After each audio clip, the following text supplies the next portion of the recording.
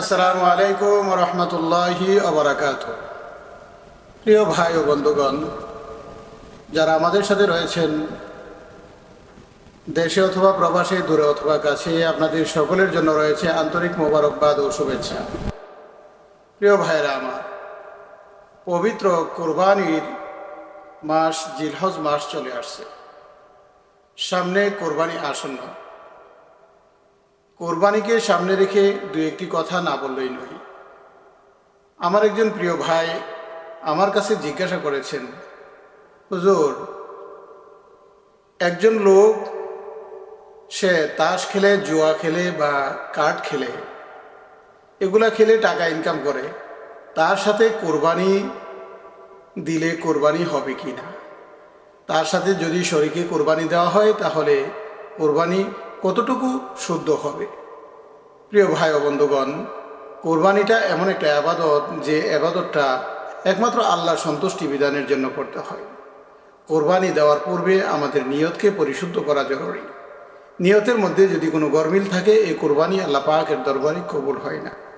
শুধু কোরবানি নয়, প্রত্যেকটা আবাদত, নামাজ, রোজা, হজ, যাকাত, সব কিছুর বেলায় নিয়তকে পরিশুদ্ধ করা জরুরি।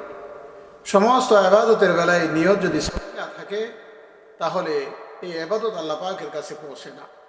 তাই আসুন কোরবানির পূর্বে আমরা আমাদের নিয়তকে পরিশুদ্ধ করে নিই, যেন আমাদের নিয়ত সহি হয়, এখলাসের সাথে যেন আমরা কোরবানি করতে পারি, আমল করতে পারি। প্রিয় ভাই ও বন্ধুগণ, আপনি যে প্রশ্ন করেছেন যে যিনি জুয়া খেলেন বা তাস খেলেন বা কাঠ খেলেন, তার সাথে কোরবানি দিলে হবে কি?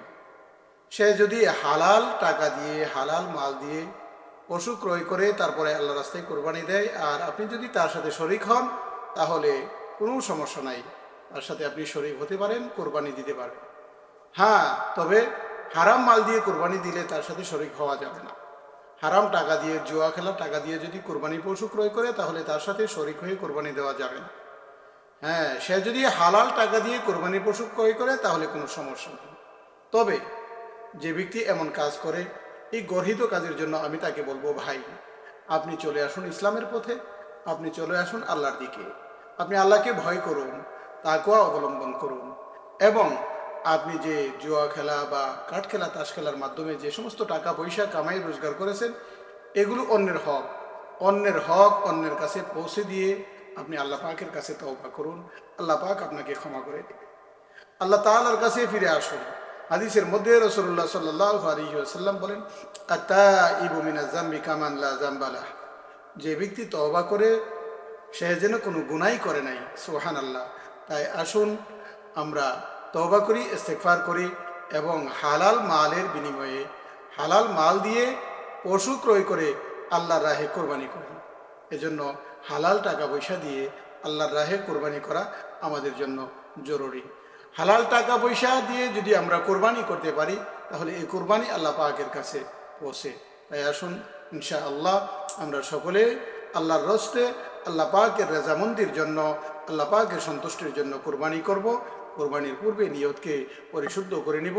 আল্লাহ পাক রব্বুল আলামিন আমাদেরকে কোরবানির মাসালা মাসাইল বুঝে শুনে, সহি শুদ্ধভাবে কোরবানি করার তৌফিক দান করুন। আমিন।